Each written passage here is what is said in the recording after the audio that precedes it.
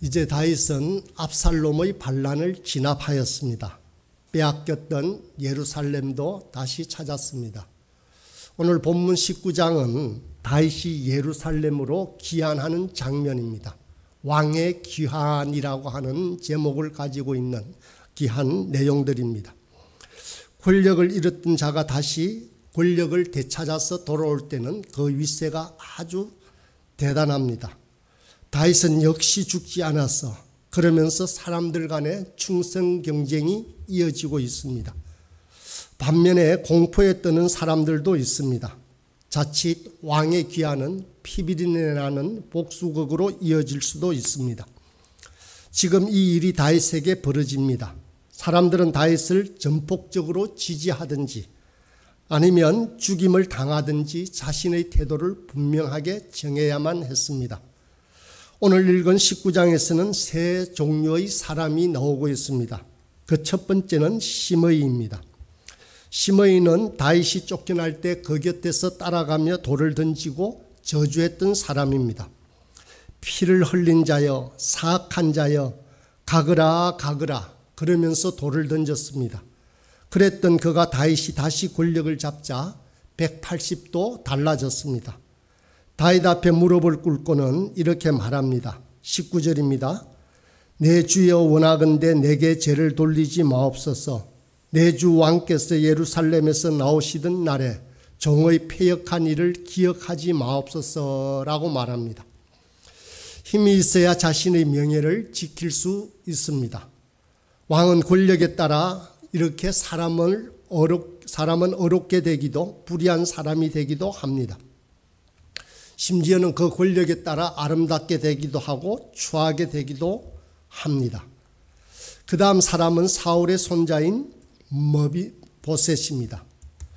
머비보셋의 경우는 평가하기가 참으로 어렵습니다. 절름발이였던 머비보셋은 자신이 다윗을 따르려고 했지만 그 종 시바가 못 가게 하고 모함하였다라고 말했습니다. 그 정도로 자신은 왕이 쫓겨난 순간부터 수염을 깎지도 않고 옷도 빨지 않았다라고 말하고 있습니다.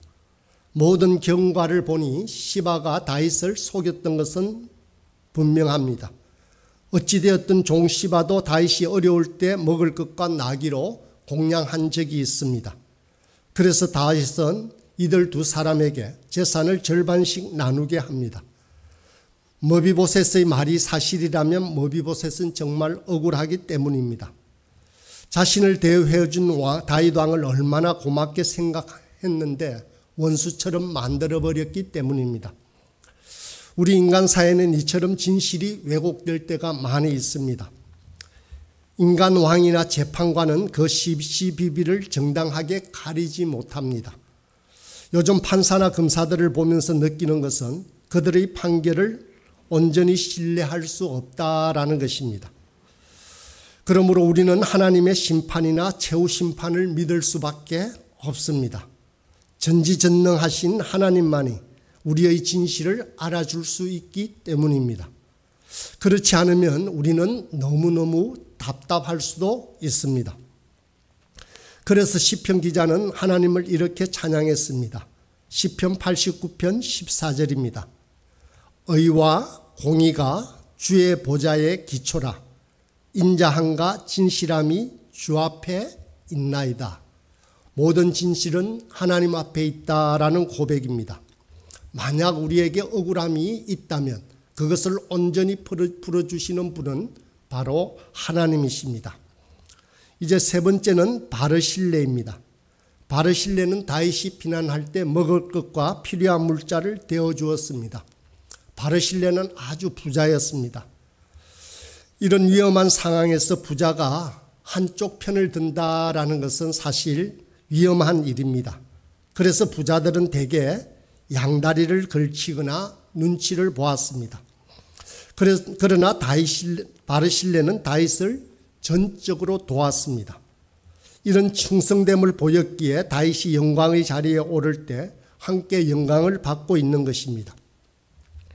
바르실레는 이 땅에 사는 성도들이 재물을 어떻게 사용해야 하는지를 잘 보여주는 예라고 할 수 있습니다. 세상에서는 권력자에 대하여 적당히 양다리를 걸치는 것이 지혜로울지도 모릅니다. 그러나 하나님의 일에 있어서는 또 오직 하나님만을 의지하는 자가 되어야 합니다.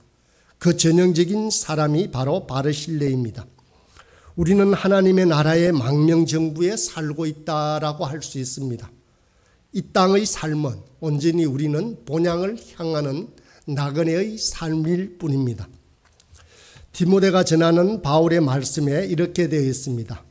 디모데전서 6장 17절 18절입니다. 네가 이 세대의 부한 자들을 명하여 마음을 높이지 말고 정함이 없는 재물에 소망을 두지 말고 오직 우리에게 모든 것을 후히 주사 누리게 하시는 하나님께 두며 선을 행하고 선한 사업을 많이 하고 나누어 주기를 좋아하며 너그러운 자가 되게 하라라고 했습니다. 바울의 권고뿐만 아니라 바르실레의 예를 통해서 우리는 이 땅에 살아가면서 우리의 가진 것들로 어떻게 나누어야 할지를 잘 설명하고 있습니다. 또 바르실레의 현명함은 그가 자신의 나이를 잘 알고 있다라는 점입니다. 다윗은 바르실레에게 예루살렘에 함께 올라가자라고 말을 합니다. 이제는 자신이 바르실레를 대접하겠다는 것입니다. 그런데 바르실레는 이것을 거부합니다. 자신은 나이가 이제 80세고 죽을 날이 멀지 않아서 그런 부귀영화는 필요치 않다라고 말합니다. 대신 자기 아들 김합을 올려보냅니다. 나이가 들었어도 자신이 영광과 권력을 차지하고 있다면 그것은 안 되는 일입니다. 물러가서 자녀나 후진들을 도와주는 것이 노년에 할 일이라 할 수 있습니다. 그런데 우리 사회에서는 존경받는 어른들이 많이 없습니다. 그런 어른들이 꼭 필요한 우리 사회입니다. 그런데 그러한 어른들이 참으로 부족한 것을 잘 깨닫고 있습니다. 특별히 한국교회 지도자들이 그렇습니다. 은퇴 이후에 절제, 섬김, 포용, 사랑, 깊은 통찰을 보여주는 분들이 특별히 많지 않다는 것입니다. 그러한 일들이 그분들이 쌓았던 그동안의 수고도 무너뜨리고 있습니다. 나이 들머의 미덕이 꼭 필요한 시절이 바로 이때입니다. 오늘 본문은 다윗 왕이 기한할 때의 일들이지만 이 일은 사실상 장차 우리에게 일어날 수 있는 일이기도 합니다. 예수님은 이스라엘 왕으로 오셨고 장차 또한 왕으로 기한하실 분이십니다. 그때의 다윗 앞에 나왔던 사람들 마냥 우리 또한 심판을 받을 것입니다. 우리는 예수님의 일에 함께 한 공로로 칭찬과 영광을 받을 사람인지 아니면 안절부절하며 두려움으로 맞을 사람인지를 생각해야 합니다. 오랜 여행에서 왕위를 받아 가지고 돌아온 주인이 종들을 불러놓고 어떻게 장사했는지를 셈하듯이 우리 인생의 열매에 대하여 하나님은 분명하게 물으실 것이기 때문입니다. 다윗의 화려한 기한을 언급했지만 그 과정은 아주 복잡합니다. 다윗이 압살롬의 반란을 진압했습니다. 그러면 당연히 예루살렘으로 입성해야 하는데 처음부터 그러지는 못했습니다. 그것은 다시 한번 온 이스라엘의 지지가 필요했기 때문입니다. 이스라엘 지파가 그동안 다윗의 공로와 그 고통을 인정하고 다시 다윗을 기름 부어 왕으로 세우고자 결의합니다. 그런데 같은 혈족인 유다 지파는 머뭇거리고 있습니다. 이러한 내용이 20장에 나옵니다. 이 때문에 다윗은 사람을 보내어 유다 장로들에게 다음과 같이 말합니다.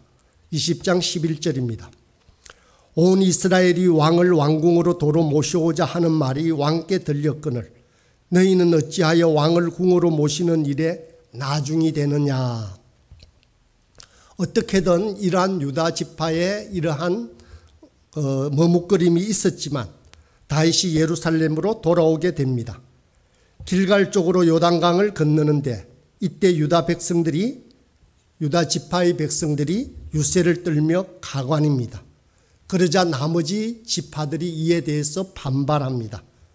41절입니다. 온 이스라엘 사람이 왕께 나와 왕께 아뢰되 우리 형제 유다 사람들이 어찌 왕을 도둑하여 왕과 왕의 지방과 왕을 따르는 모든 사람을 인도하여 요단을 건너가게 하였나이까 하매. 이 유다 지파의 사람들이 왕을 빼돌려서 다윗 왕을 자기들만이 모시고 요단강을 건넙니다. 그래서 이러한 다른 지파들이 이것을 지적하자 유다 지파는 오히려 다윗 왕은 우리 혈육이니 너희가 무슨 상관이냐라며 반발하고 있는 장면입니다. 그래서 20장을 보면 이렇게 시작합니다. 10지파가 떨어져 나갔고 그 중에 세바라는 자가 반란을 일으켰다라고 말하고 있습니다. 다윗은 완전히 승리했습니다. 그럼에도 불구하고 자신을 저주했던 시므이를 용서해야 했습니다. 가그라 가그라 하고 돌을 던졌던 정말 그 추악했던 시므이를 품어주고 있습니다. 시므이는 베냐민 지파의 지도자였기 때문에 그를 포용하려고 하는 조치였다고 볼 수 있습니다. 또 압살롬 반란군의 적장이었던 아마사를 총사령관으로 다시 중용하는 장면도 나옵니다. 이것은 유다 지파의 마음을 얻기 위해서입니다. 이런 모습들이, 이런 다윗의 행위들이 우리에게 전해주는 교훈이 있습니다. 그러한 사실들은 다윗이 통일왕국을 이루는 과정이 순탄치 않았다라는 것을 보여주는 사실입니다. 우리 이스라엘은 아브라함에게서 나온 한 핏줄일 것이다 라고 생각합니다. 그러나 그렇지 않습니다. 성경을 읽어보면 다윗 이전까지는 12지파의 형태는 아주 독립적이고 개별적입니다. 마치 다른 12개의 부족을 모아놓은 듯한 그러한 느낌을 줍니다. 그래서 이스라엘의 통일적인 모습을 도모하는 것이 어렵습니다. 그런데 이 혼란한 지파들을 하나의 나라로, 하나의 민족으로 엮었던 사람이 바로 다윗 왕입니다. 다윗으로부터 이스라엘은 비로소 이스라엘이라는 한 이름을 가진 나라가 됩니다. 이처럼 통일을 이루기 위해서는 힘이 필요합니다. 다윗의 카리스마적인 능력이 이 일을 이루어내었습니다. 그러나 통일은 힘만으로 이룰 수 있는 것은 결코 아닙니다. 포용력이 있어야 합니다. 그래야 분열된 지파를 하나로 묶을 수가 있는 것입니다. 다윗은 인내하며 용서합니다. 적이라도 화해하며 품습니다. 사울을 품고 사울의 온 가족과 베냐민 족속을 품습니다. 아브넬, 아마사, 압살롬을 죽이지 않으려고 했습니다. 이것이 바로 모레알 같은 12지파의 마음을 움직이고 하나 되어지게 하는 것입니다. 대제국을 이루는 힘은 바로 이 포용력에 있습니다. 오늘 우리의 통일이나 통합에도 화해와 포용이 반드시 필요합니다. 원수 대하듯 미워하면 결코 평화나 통일을 이룰 수가 없습니다. 다윗의 통큰 마음이, 다윗의 인내가 하나의 이스라엘을 만들어 내었습니다.